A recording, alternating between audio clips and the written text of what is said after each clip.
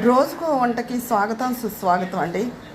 ఈరోజు మామిడికాయతో కొంచెం కొత్త కాయలా కొంచెం కలుపుతున్నాను. ఈ కాయతో దీని కొలతలు చూపిస్తాను మీకు. ఈ కాయకి ఈ పాటి ముక్కలు అయ్యాయండి. ఇదిగో ఈ కప్పుతో నిండా కారం, నిండా ఆవు పొడి, సగానికి ఉప్పు తీసుకోవాలి. నేను 3 మ్యాంగోస్ ఆవు పొడి వాడతానండి. ఆవు పొడి, కారపొడి కూడా 3 మ్యాంగోస్వి.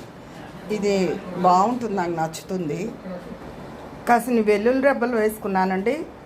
1/2 స్పూన్ మెంతులు, సగానికి ఉప్పు అన్నాను కదా, మిగతా ఆవు పిండి, కారం నిండా. ఇప్పుడు నేను చూపించిన కప్పుతో, ఇదే కప్పుతో 3 కప్పులు నూనె పోసుకోవాలి. ముందు 2 కప్పులు పోసుకుని చూస్తాను.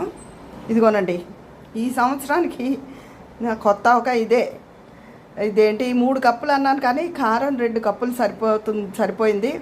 కాసేపటికి 1 గంట పోతే ఇది ఇంకా ఊరుతుంది. నా రోజుకో వంట ఛానల్లో ఈ కొత్త ఆవకాయ మీకు నచ్చితే, అంటే టెంపరీగా పెట్టింది అనుకోండి, నా ఛానల్ సబ్స్క్రైబ్ చేసుకుని లైక్ చేయాలని కోరుకుంటున్నాను. ఉంటాను, మీ విజయ పన్నాల. రోజుకో వంటకి స్వాగతం సుస్వాగతం అండి.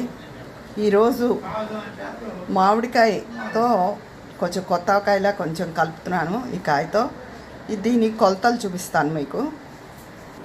ఈ కాయకి ఈ పాటి ముక్కలు అయ్యాయండి. ఇదిగో ఈ కప్పుతో నిండా కారం, నిండా ఆవు పొడి, సగానికి ఉప్పు తీసుకోవాలి. నేను 3 మ్యాంగోస్ ఆవు పొడి వాడతానండి. ఆవు పొడి, కారపొడి కూడా 3 మ్యాంగోస్వి.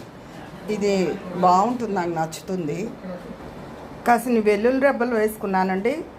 1/2 స్పూన్ మెంతులు, సగానికి ఉప్పు అన్నాను కదా, మిగతా ఆవు పిండి, కారం నిండా. ఇప్పుడు నేను చూపించిన కప్పుతో, ఇదే కప్పుతో 3 కప్పులు నూనె పోసుకోవాలి. ముందు 2 కప్పులు పోసుకుని చూస్తాను. ఇదిగోనండి, ఈ సంవత్సరానికి నా కొత్త ఇదే. ఇదేంటి 3 కప్పులు అన్నాను కానీ కారం 2 కప్పులు సరిపోయింది. కాసేపటికి 1 గంట పోతే ఇది ఇంకా ఊరుతుంది. నా రోజుకో వంట ఛానల్లో ఈ కొత్త ఆవకాయ మీకు నచ్చితే, అంటే టెంపరీగా పెట్టింది అనుకోండి, నా ఛానల్ సబ్స్క్రైబ్ చేసుకుని లైక్ చేయాలని కోరుకుంటున్నాను.